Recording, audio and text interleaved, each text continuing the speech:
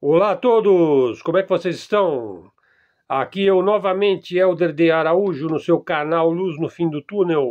Hoje é 2 de abril de 2024, uma terça-feira, agora 7 horas e 35 minutos da manhã, na capital paulista, São Paulo. Estamos aqui na Zona Sul, um dia mais ou menos chuvoso e por volta aí de 28 graus em São Paulo. Chamou atenção aí um texto do Felipe Quintas no X, que eu continuo chamando de Twitter, onde se continua debatendo aí o legado positivo do regime militar, que uma parte aí da esquerda continua a chamar de golpe, né? e, e a direita ainda não se posicionou muito bem com relação ao regime militar. Tem uma parte que exalta, tem uma parte que desconhece o tanto que o regime militar foi simpático às causas ditas na época comunistas, né, do Jango Goulart, e acaba implementando todas aquelas pautas, inclusive políticas públicas, políticas sociais, que inclusive falei sobre isso no vídeo de ontem, né. O legado aí do regime militar é bastante positivo, malgrado seja o seu aspecto repressivo, né? Foi uma época que teve censura, teve perseguição política, enfim. Mas hoje nós também temos, né? Então, assim, só que hoje a coisa é um pouco diluída, né? É um pouco diluída por causa das redes sociais, mas a grita continua, né? Só que hoje você tem perseguição tanto de elementos da esquerda como da direita. Claro, o pessoal da direita vai dizer que só a direita é perseguida, né? Mas tem gente da esquerda aí também sendo perseguida aí pelo pátrio poder aí, que hoje está na mão do STF, né? Um outro texto que nos chamou a atenção, e eu vou me estender um pouquinho mais, é do canal Nova Resistência, um canal liderado aí pelo notável intelectual aí, o Rafael Machado. Então veja só, pessoal, esse texto aí está lá no canal, no site do Nova Resistência. Há 25 anos, aí no final do século XX, a OTAN, Organização do Tratado do Atlântico Norte, né, e que foi criada, aí, vamos dizer, como um grupo político-militar de defesa do mundo ocidental contra o tamanho que se tornava a União Soviética no pós-guerra, no pós-Segunda Guerra Mundial. Agora já numa outra fase, a OTAN atacou brutalmente a Iugoslávia. Isso foi em 1999, né? Um ato de absoluto terrorismo, um exercício do mal pelo mal. Por quê? Porque o Ocidente podia, porque o Ocidente queria, né? No dia 24 de março de 1999, um grupo de países da OTAN lançou uma campanha militar contra a República Federal da Iugoslávia, que era composta então pela Sérvia e por Montenegro. Bom, a ONU não disse nada, então, né, sobre as inúmeras violações dos direitos humanos durante o bombardeio tremendo da OTAN na Iugoslávia. Não se falou nada, então, sobre as campanhas de desinformação contra os sérvios, o impacto da guerra sobre a população civil iugoslava sujeita ao estresse do terrorismo, né? O uso de munição radioativa, que causou uma profusão de câncer na população, né? A incredulidade, o estupor, a barbárie civilizada aí do atlanticismo, né? Pessoal, essa campanha aí foi uma virada, né, na história da OTAN. Foi a primeira operação efetivamente ofensiva, brutal e terrorista, explícita, escancarada da OTAN. Então veja só, esse bloco político-militar aí, a OTAN, que foi criado para se defender de um hipotético ataque da União Soviética, hipotética, hein? Essa ideia de que a União Soviética ia dominar o mundo, né? Isso era pregado ali, principalmente pela mídia do Reino Unido, uma invenção aí anglo-saxã. Nunca aconteceu realmente essa coisa de que a União Soviética ia atacar a Europa, ia dominar tudo. Na verdade, isso era uma invenção, né? Essa divisão, ela era mais um jogo midiático do que propriamente um fato efetivo, porque os limites já estavam demarcados, os acordos já tinham sido assinados, né, lá no final da Segunda Guerra Mundial, né? A Alemanha já tinha sido dividida, né? Então criou-se ali aquela fase ali da Guerra Fria, né? O fato é que a OTAN se torna um instrumento de imperialismo e de expansão militar, né? Numa nova fase, né? A OTAN de defensiva, que ela foi defensiva, nós precisamos nos defender do avanço da União Soviética. Nós precisamos nos defender, nós precisamos conter, a fase de contenção ali. Ela se torna, após o ataque brutal à Iugoslávia, a OTAN se torna uma força imperialista ofensiva. Quer dizer, acabou a fase defensiva, a União Soviética não existe mais. Está na hora da gente avançar, está na hora da gente tomar posições, ofender, está na hora da ofensiva. Primeiro foi a Iugoslávia, bombardeada, né? Por quê? Porque a Iugoslávia é Europa, né? E depois atacaram na África, a Líbia, de Muammar Gaddafi, isso foi já em 2011, foi uma segunda fase da ofensiva. A campanha militar contra a Iugoslávia deu aos engenheiros aí da OTAN confiança, né, para impor Bruxelas, capital da União Europeia, né, do bloco, aí da aliança, a todos os europeus. Então você veja, lá em 2004, 7 países foram admitidos de uma só vez, ó, Bulgária, Romênia, Letônia, Lituânia, Estônia, Eslováquia e Eslovênia, né? Então, todos os países aderiram aí de uma vez só, né? Na verdade, esses países eles entraram para a OTAN em 1999, né? Logo depois do ataque, do bombardeio da Sérvia. Então eu ataco, eu agrido e eu vou cooptar, né? Quer dizer, essa é a lógica. Eu agrido e você entra para a União Europeia, tá entendendo? Tá entendendo? É assim, eu bato e você cede. Essa é a lógica. A Polônia, a Hungria e a República Tcheca já tinham entrado para a União Europeia um pouquinho antes do próprio ataque à Sérvia.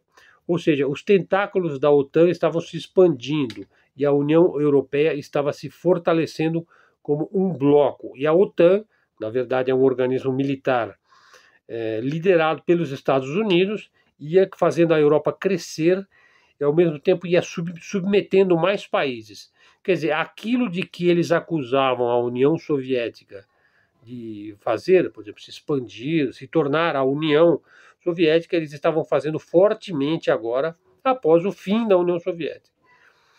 E assim, os tentáculos da OTAN começaram a penetrar aí o Cáucaso, norte da Rússia, o Oriente Médio, como nós vamos ver depois a guerra da Síria, a Ásia Central, né?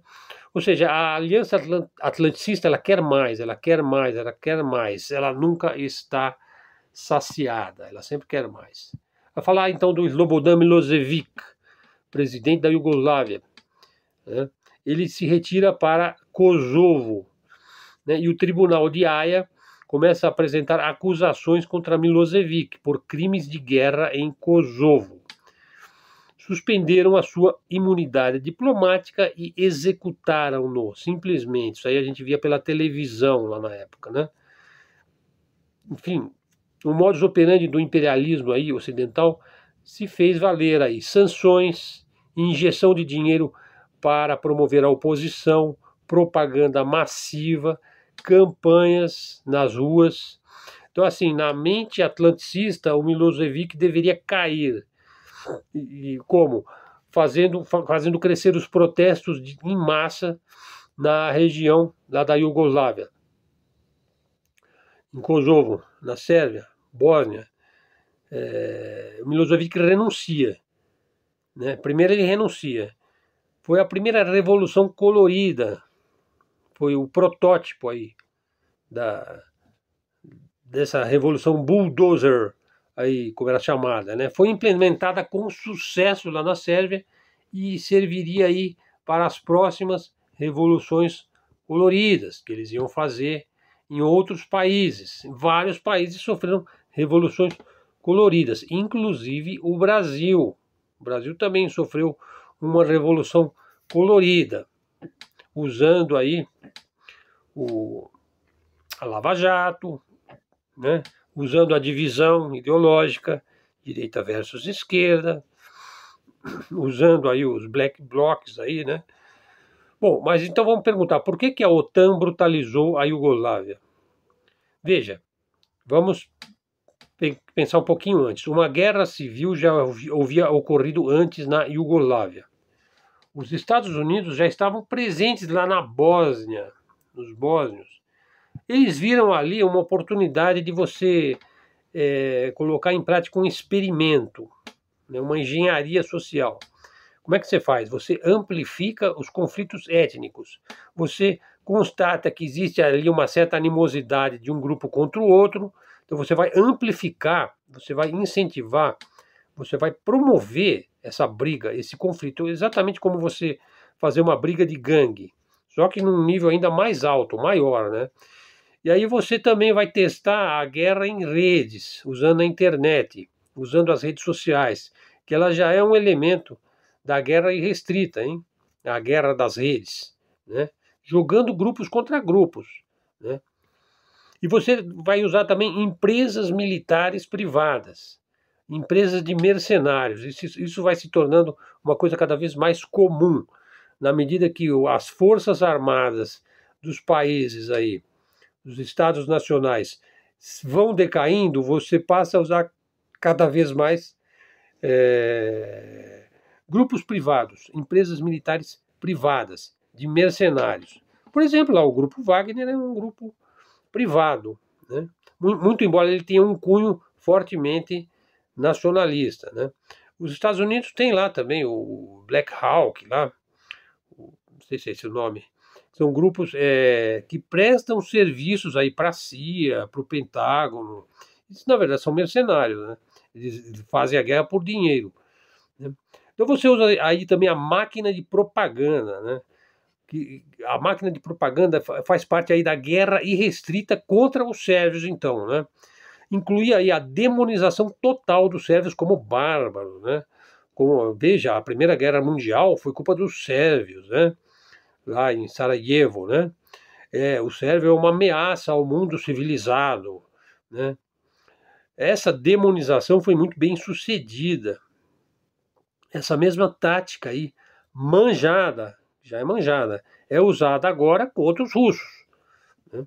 E olha só que interessante, os russos tentaram ajudar os sérvios lá na guerra contra a Iugoslávia. Resistir aí, porque o russo sabia que ele seria o próximo, né?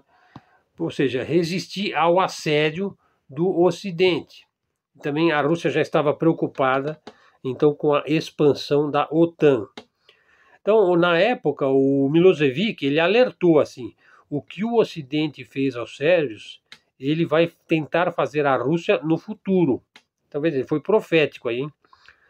O fato é que as organizações aí mercenárias e terroristas da OTAN intensificaram já naquela época, lá no final do segundo milênio, aí, no início aí do terceiro milênio, intensificou suas atividades no Cáucaso, né? Enquanto a OTAN bombardeava a Iugoslávia, um exército islâmico do Cáucaso realizava uma verdadeira jihad no sul da Rússia. Então você teve aí ataques terroristas no Daguestão, em Moscou e Volgodonsk. A situação dos russos era complicada aí no norte do Cáucaso. Foi a época do neoliberalismo na Rússia. A Rússia estava fragilizada pela queda da União Soviética. E o Vladimir Putin ainda não tinha chegado, né? E o BlackRock, aí o Vanguard estava aí adquirindo aí as empresas russas a toque de caixa, né? A situação dos russos era bastante complicada, né? E você tinha muitos agentes ali dos serviços especiais do Ocidente, do atlanticismo, do americanismo, na região do Rio Volga, ali na Rússia, promovendo projetos separatistas em várias regiões, ou seja, guerras coloridas, né? Guerras híbridas, guerras irrestritas, onde você usa tudo, mercenário, desinformação, mídia, rede social, black blocs, comícios, campanhas, agentes infiltrados, muito dinheiro rolando ali. os Estados Unidos impunham sua hegemonia unipolar no mundo, usando o terrorismo, né? Terrorismo que eles mesmos aplicaram neles mesmos no 11 de setembro de 2001. Ou seja, isso foi transformado numa tática imperialista. Agora vem a pergunta: houve algum resultado positivo da agressão militar da OTAN contra a Iugoslávia? Então veja, em primeiro lugar, o exército iugoslavo resistiu bravamente aos ataques da OTAN. A OTAN sofreu perdas significativas, ou seja, o retalhamento da Iugoslávia não foi um processo fácil, né? Segundo lugar, fica escancarada aí a verdadeira face da OTAN, ou seja, o imperialismo atlanticista foi escancarado ao mundo. Protestos contra a guerra da OTAN contra a Iugoslávia pipocaram em toda parte, né? Ou seja, houve um crescimento da resistência da opinião pública, mais, vamos dizer, mais sintonizada aí com o que estava de fato acontecendo. Veja, a ponto, por exemplo, da Itália deixar a coalizão bélica. A Itália não quis participar, né? Então isso aí já foi um ponto fora da curva, né?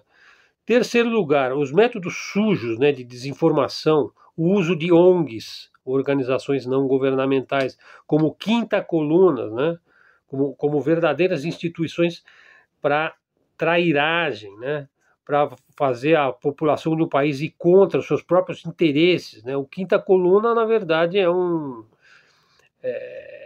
procura aí no Google, quinta coluna, né, que se usa a ONG para ir se apossando, né, dos recursos, que é o que realmente está por trás de tudo isso aí, né? Pegar recursos energéticos, minerais, petróleo, gás, principalmente ouro, prata e aquilo que é de interesse para a elite corporativa, para o complexo militar, industrial e financeiro do Ocidente, né?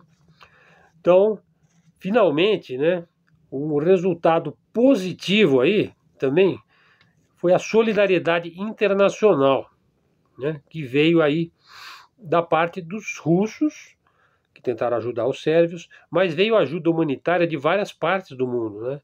As redes de internet crescem enormemente nesse período, né? Inclusive você tem aí o crescimento dos hackers, né? Que aí surge essa coisa dos hackers, né? Vários países contra a OTAN, lutando contra a OTAN, que hoje já é um crescimento assim considerável, né? Assim, a força anti-OTAN, inclusive no próprio Ocidente, né? Então, assim, os povos aí aprenderam a saber contornar, evitar as sanções ocidentais. Veja o caso da Rússia. Você tem lá 20 mil sanções, sabe, contra o russo e não funciona, né? Então aí vem uma natureza, uma experiência aí muito importante, né, de uma natureza muito complexa, né, útil para resistir, né, a esse assédio brutal do imperialismo atlanticista, do imperialismo ocidental, que queria criar um mundo unipolar liderado aí pelos Estados Unidos da América, principalmente aí sobre o Joe Biden, né, que pretende assim se reeleger lá no final desse ano. Nós vamos ter eleição, enquanto se promete muito aí que o Donald Trump vai retirar essa visão unipolar dos Estados Unidos do mundo, vai fazer os Estados Unidos se recolher às suas próprias demandas internas, coisa da qual eu duvido muito. Eu acho que, falando aqui o que eu acho, o Trump reeleito, eleito, primeiro, eu acho que a coisa vai piorar no Oriente Médio, vai piorar. Pode ser que, de fato, ele largue mão lá da Ucrânia, que ela já devia ter largado, né? Mas o Joe Biden é impossível falar que ele vai largar totalmente aquilo lá, porque aquilo lá é, vamos dizer, o ponto fulcral aí em que a OTAN já não é capaz mais de impor, né, a sua visão hegemônica unipolar de mundo. E a Rússia meteu o pé meteu o pontapé na porta, né? Meteu o pé na porta, né? Como disse o comandante Farinaso lá em fevereiro de 2022, né? Acabou a hegemonia ocidental atlanticista, acabou, daqui vocês não vão passar, a linha vermelha foi rompida, vocês não vão se expandir mais, vocês não vão mais criar guerras híbridas, guerras coloridas, guerras irrestritas, vocês se apossaram da Ucrânia e agora vocês estão autodestruindo a Ucrânia, né? E vocês têm uma engenharia psíquica aí, um MK Ultra aí, que é esses processos de manipulação mental, né, capazes de fazer o ucraniano, enfim, o cara se joga, né, da ponte. Você fala pro cara, ó, se joga daqui, ó, você está no 20º andar no prédio, se joga daqui que vai ser bom para você, né? Se atira daqui, ó, não vai acontecer nada, é macio lá embaixo. E o cara pensa que ele é o super-homem, né, que ele é o Homem-Aranha, que ele vai sair voando, né? Então, assim, é muito triste o que acontece lá, né? O fato é que hoje o mundo que vem surgindo aí, esse mundo multipolar, que foi previsto lá pelo Samuel Huntington em O Colapso das Civilizações, né, esse mundo multipolar, que na verdade sempre existiu um mundo multipolar, né? O que nunca existiu, de fato, foi o mundo unipolar, né? Essa ideia de que uma civilização vai dominar o mundo totalmente, né? O Gengis Khan aí, né? O Império Mongol, né? Ou então o Império Romano, né? O César, né? O Caesar vai dominar tudo, vai dominar o mundo inteiro. Ora, hoje a gente sabe que o Império Romano era quase que um vassalo da China. Ele tinha um déficit, inclusive econômico, com relação à China. Então, assim, na verdade, nunca existiu um mundo unipolar, né, dominado totalmente. O que você teve foi uma certa hegemonia de um certo império durante um certo tempo, né? A ilusão do Ocidente foi que ele, porque ele é puro, ele é divino, ele é maravilhoso, né? Ele é o único império que o seu líder espiritual é filho do próprio Deus, né? Ou seja, ele está justificado porque só ele pode te levar para o céu, né? E quem não for para o céu comigo vai para o inferno, né? Quer dizer, então esse maniqueísmo total aí da chamada cultura ocidental, né? Então hoje você tem meios aí de resistir e esmagar a hidra, o polvo aí com seus tentáculos, né? A hidra de Lerna e a hidra militar globalista da aliança da OTAN do Atlântico Norte, como nós temos visto agora na Ucrânia. E a coisa vai longe, hein? Essa guerra, pelo visto, a guerra da Ucrânia vai longe. Por exemplo, o canal Arte da Guerra faz um ano que vai ter uma debacle, debacle. O ucraniano, pô, cadê a debacle, pô? Da debacle nunca veio. Ah, aquilo lá vai colapsar. Ah, vai colapsar, vai colapsar.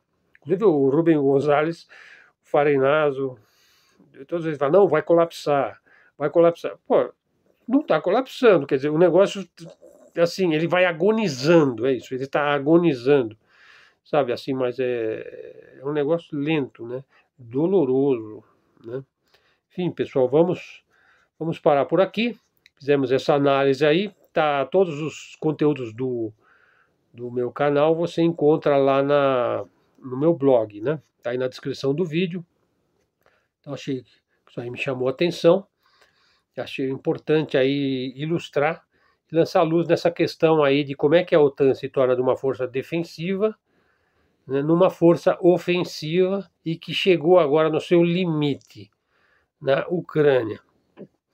E lá no Oriente Médio, bom, não esqueçam de assistir ontem o Lineker deu entrevista lá para o comandante Robinson, né, e ele tem bastante conhecimento do Oriente Médio, né?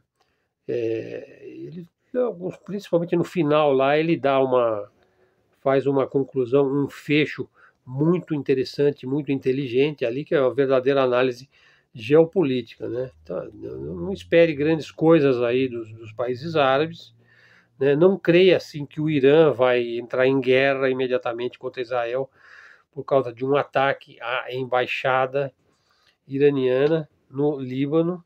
Israel está atacando uma embaixada, né?